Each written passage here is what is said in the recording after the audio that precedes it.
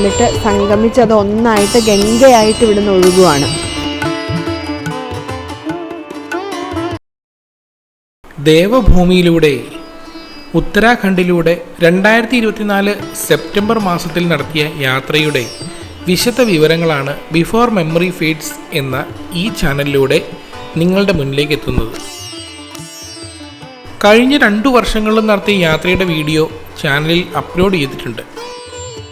കൂടാതെ ഉത്തരാഖണ്ഡ് യാത്രയിൽ അല്ലെങ്കിൽ ഹിമാലയൻ യാത്രയിൽ ശ്രദ്ധിക്കേണ്ട കാര്യങ്ങളും മുന്നൊരുക്കങ്ങളും ഉൾപ്പെടുത്തിക്കൊണ്ടുള്ള വിശദമായ വീഡിയോയും നമ്മുടെ ചാനലിലുണ്ട്.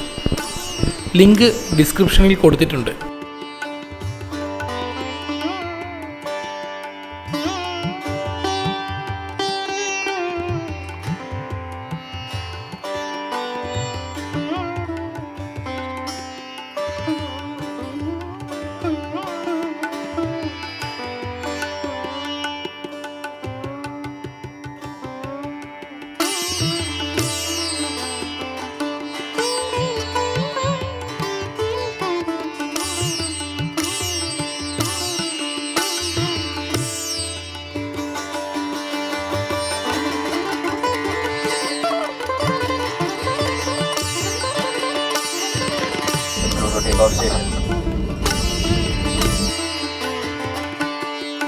കൊച്ചിയിൽ നിന്നും വിസ്താര എയർലൈൻസിൻ്റെ ഫ്ലൈറ്റിൽ ഡൽഹിയിലേക്കും അവിടെ നിന്ന് ഡെറാഡൂണിലേക്കും 4 പേരടങ്ങുന്ന ഞങ്ങളുടെ സംഘം യാത്ര തിരിച്ചു.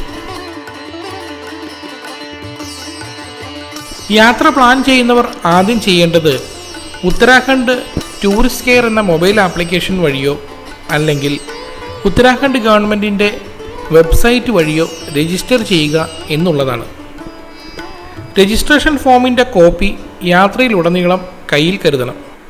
പല സ്ഥലങ്ങളിലും അത് കാണിക്കേണ്ടതായി വന്നേക്കാം.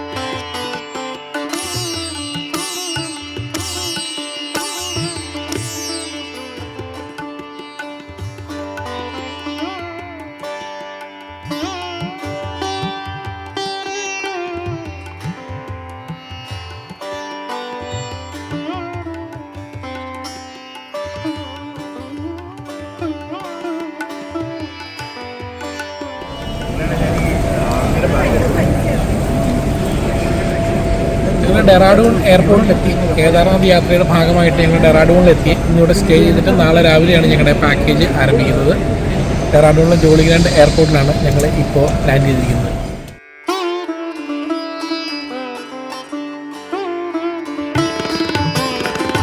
ഒരൊറ്റ ക്യാൻവാസിൽ ഉത്തരാഖണ്ഡിൻ്റെ ചരിത്രവും പ്രാധാന്യവും വരച്ചു വച്ചിരിക്കുന്ന മനോഹരമായൊരു ദൃശ്യം ജോളിഗ്രാൻഡ് എയർപോർട്ടിൽ കാണുവാൻ കഴിയും.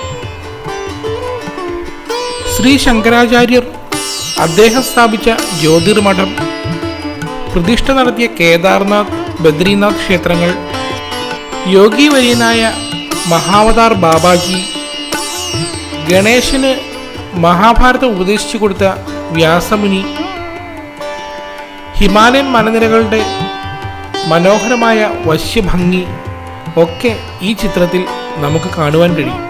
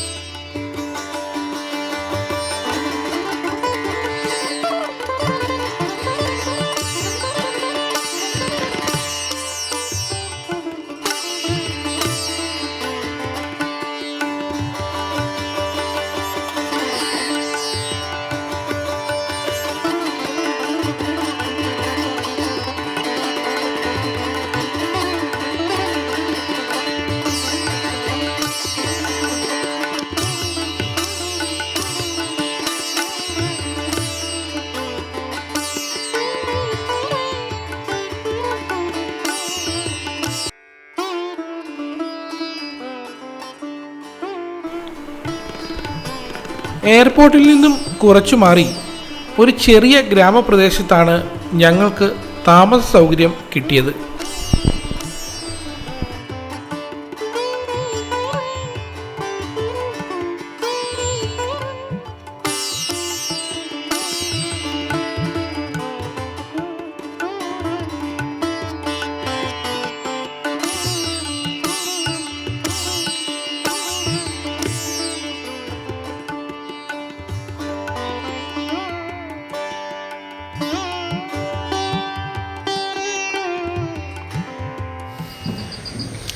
ജോളി ഗ്രാൻഡ് എന്ന് പറയുന്ന ഡെറാഡൂൺ ടൗണിനോട് സമീപമുള്ള ഒരു ചെറിയ ഗ്രാമപ്രദേശമാണ്. ഗ്രാമീണർ കൃഷിയും തയ്യലും അതുപോലെയുള്ള ചെറിയ ഉപജീവന മാർഗങ്ങൾ കൊണ്ട് കഴിഞ്ഞുകൂടുന്ന ഒരു കൊച്ചു ഗ്രാമം. പിറ്റേന്ന് രാവിലെ 7 മണിയോടുകൂടി വൺ ഇന്ത്യ ട്രിപ്പിൻ്റെ പാക്കേജ് ആരംഭിച്ചു. ഹരിയാനക്കാരനായ നിതിനായിരുന്നു ഞങ്ങളുടെ സാരഥി.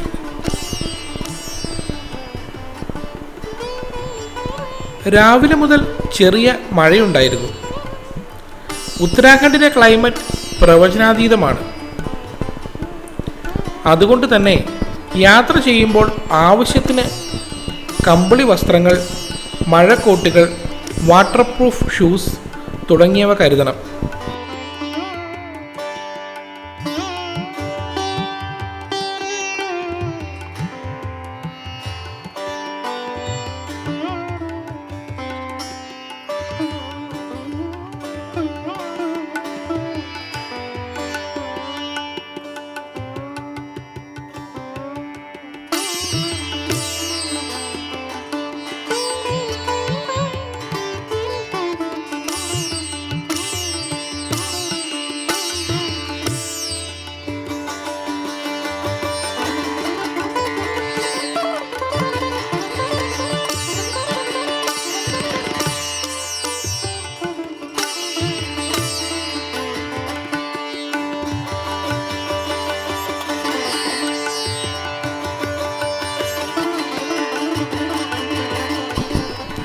ലാൻഡ് സ്ലൈഡിംഗ് സാധ്യതയുള്ള പ്രദേശങ്ങളാണ് കൂടുതലും. അതുകൊണ്ട് തന്നെ പല സ്ഥലങ്ങളിലും റോഡിൻ്റെ അവസ്ഥ ശോചനീയമായിരുന്നു. എങ്കിലും BRO ബോർഡർ റോഡ്സ് ഓർഗനൈസേഷനും തദ്ദേശീയ ഭരണകൂടവും പോലീസും കഴിയുന്നതും വേഗം റോഡ് നന്നാക്കുവാൻ ശ്രമിക്കാറുണ്ട്.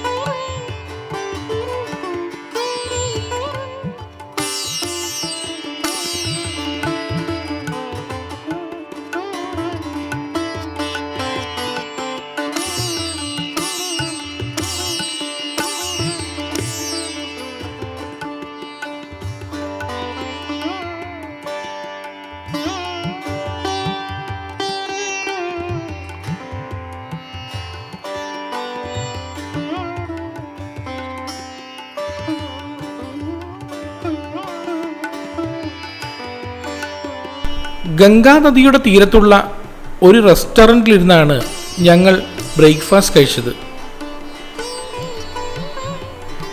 മഴയും ഗംഗയിലെ കുത്തൊഴുക്കും കാരണം നദിയിലേക്ക് ഇറങ്ങാനുള്ള ഗേറ്റ് അടച്ചിട്ടിരിക്കുകയാണ്. അല്ലാത്ത പക്ഷം അതുവഴി താഴെ നദീതീരത്ത് പോകുവാൻ സാധിക്കും.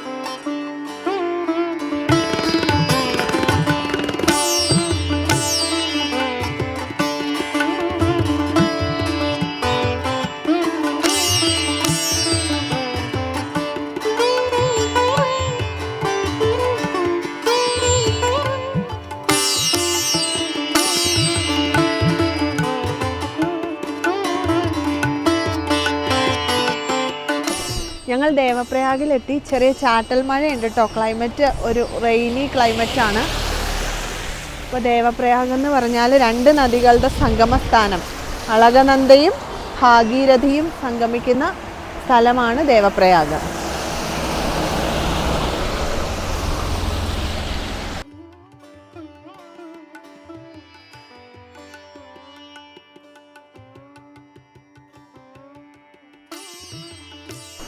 അങ്ങ് ദൂരെ കാണുന്ന ആ വലിയ കെട്ടിടം ഋഷികേശ് നാഷണൽ സാൻസ്ക്രിറ്റ് യൂണിവേഴ്സിറ്റിയാണ്.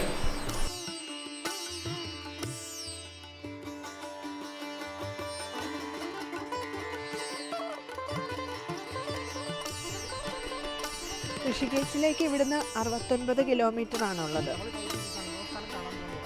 നമ്മൾ ആ സംഗമ സ്ഥലം 2 നദികൾ സംഗമിക്കുന്നത് ശരിക്കും ഇപ്പം മഴയായതുകൊണ്ട് കളർ ശരിക്കും വേർതിരിച്ചറിയാൻ പറ്റുമോ എന്നറിയില്ല. പക്ഷെ അല്ലെങ്കിൽ 2 നിറത്തിലുള്ള നദികൾ സംഗമിക്കുന്നത് വ്യക്തമായിട്ട് ഇവിടെ കാണാൻ പറ്റുന്ന ഒരു സ്ഥലമാണ്. അപ്പോൾ ആ സംഗമ സ്ഥാനം ഒരു വ്യൂ പോയിൻ്റാണത്. അങ്ങോട്ടാണ് നമ്മൾ പോകുന്നത്. കളർ വ്യത്യാസം അറിയാൻ പറ്റുന്നുണ്ട്. അവിടെ കാണാൻ പറ്റുന്നുണ്ട്. കണ്ടോ, അളകനന്ദയും ഭാഗീരഥിയും സംഗമിക്കുന്നത്. അളകനന്ദയാണ് പച്ച കളറിൽ, ഭാഗീരഥിയാണ് ഈ ഇപ്പോൾ മഴ പെയ്യുന്നതുകൊണ്ടാണ് അങ്ങൊരു കലക്ക നിറത്തിൽ കിടക്കുന്നത്. എന്നിട്ട് സംഗമിച്ച് അത് ഒന്നായിട്ട് ഗംഗയായിട്ട് ഇവിടുന്ന് ഒഴുകുവാണ് ഈ കാണുന്നത്. താഴെയായിട്ട് ആ സംഗമ സ്ഥലത്തിൻ്റെ കറക്റ്റ് ആ സംഗമ സ്ഥലത്തിൻ്റെ ഭാഗത്ത് നമുക്ക് സ്നാനഘട്ട് കാണാം. അതായത് താഴെ ഇറങ്ങി ചെല്ലുകയാണെങ്കിൽ അവിടെ കുളിക്കാം. അതൊരു പുണ്യമായിട്ടാണ് കാണുന്നത്. ഈ അളകനന്ദയും ഭാഗീരഥിയും സംഗമിക്കുന്ന സ്ഥലത്ത് സംഗമിച്ച് ഗംഗയായിട്ട് ഒരുമിച്ച് ഒഴുകുന്നത് ഇവിടെ വെച്ചിട്ടാണ്. അപ്പോൾ ആ സംഗമ സ്ഥാനത്ത് കുളിക്കുന്നതൊരു പുണ്യമായിട്ടാണ് തീർത്ഥാടകർ കാണുന്നത്. അപ്പോൾ ആ സ്നാനഘട്ടിൽ പോയി കുളിക്കേണ്ടവർക്ക് കുളിക്കാവുന്നതാണ്.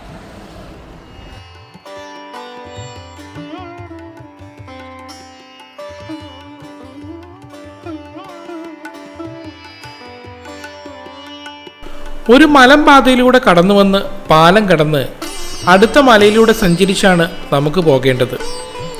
ചുറ്റും മലനിരകൾ മാത്രമാണ്. മറുവശത്ത് നദിയോ അഗാധമായ കൊക്കയോ ആയിരിക്കും. പല സ്ഥലത്തും റോഡിൽ കല്ലുകളും പാറ കഷ്ണങ്ങളും വീണ് കിടക്കുന്നത് കാണാമായിരുന്നു.